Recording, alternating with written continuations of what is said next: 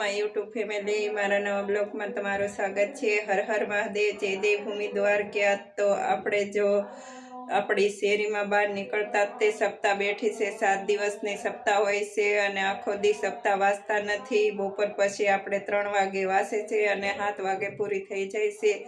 તો આપણે જો અડધો વારો તે ગરમીને તડકાને લીધે થઈને અડધો વારો તે સપ્તાહ વાંચવામાં આવે છે। તો આપણે સપ્તાહમાં જવાના છે અને આપણે જે વિડીયો લઈ શકશું એટલે આપણે તમને બતાવશું। તો મારા બ્લોગમાં બન્યા રહેજો। તો આપણે જવાના છે સપ્તાહમાં। આપતો વડીલ છો, 70 વર્ષનો તમારા થવા 100 આજુબાજુમાં, અને એને વિદાય તો 100 વર્ષની આયુષ્ય ઓછી છે અને તમે રડી રહ્યા છો। તો કહ્યું કે મારી માં ગઈ એનો રંજ નથી, પણ મારો દુકાળો ગયો। 12 12:30 થાય ઓફિસને એ દ્વારે આવે। જો સપ્તાહ હોય ત્યાં પ્રસંગ બધા આવતા હોય તે ઉજવતા હોય। તો જો આજ પ્રસંગ લગ્નનો આવેલો છે અને રૂક્ષ્મણી વિવાહ છે। તો આ રૂક્ષ્મણી વિવાહનો મંડપ નાખવામાં આવ્યો છે અને આજ તેનો ઉત્સવ છે। તો બધા ભેગા મળીને તે આ ઉત્સવનો લાભ લેવાના છે અને રૂક્ષ્મણી વિવાહ છે। હા, કરી નાખો બાપુ 3 વાર। હાલો બોલો, હાર પહેરાવી દઈ। હા હા,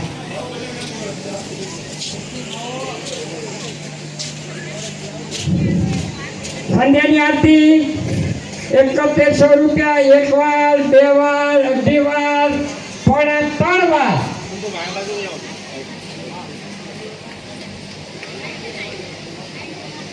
રાજમાંથી નારાયણ સોળ દાદા વધાર્યા છે અને આપણને એમણે પ્રસાદીના 1500 રૂપિયા અહીંયા જમા કરાયા હતા। એટલે આપણે એમને જોરદાર તાળીઓ વધાવી લઈએ।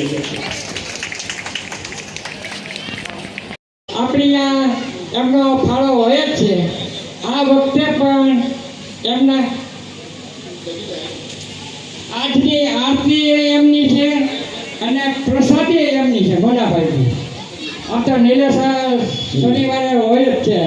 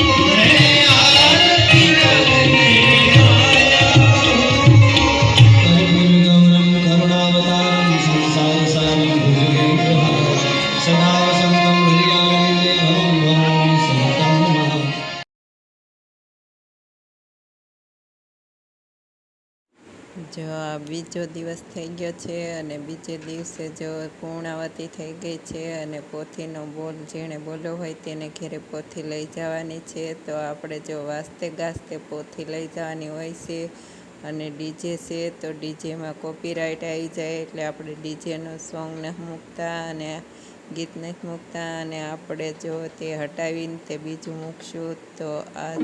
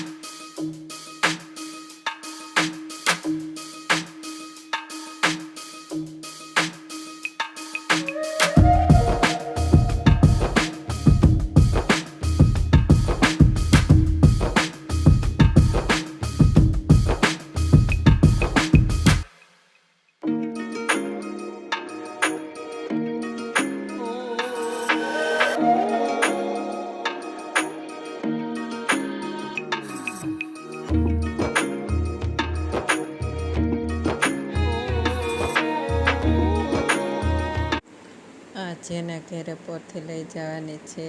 તો જો તે દાદા અને આંટપા બાય પણ છે. તો દાદા અને બાને કેટલો હરખ છે પોથી લઈ જવાનો ઘેરે. તો જો આ દાદા અને બાનો હરખ જો તે ઘેરે પોથી લઈ જાય છે તેનો હરખ છે. અને જો ગરબા લીધા, ગરબા લેતા લેતા અને વાહે બધાય જો તાળીઓ પાડતા પાડતા અને જો બા અને દાદાની મોજ જો તેને ઘેરે પોથી જવાની છે.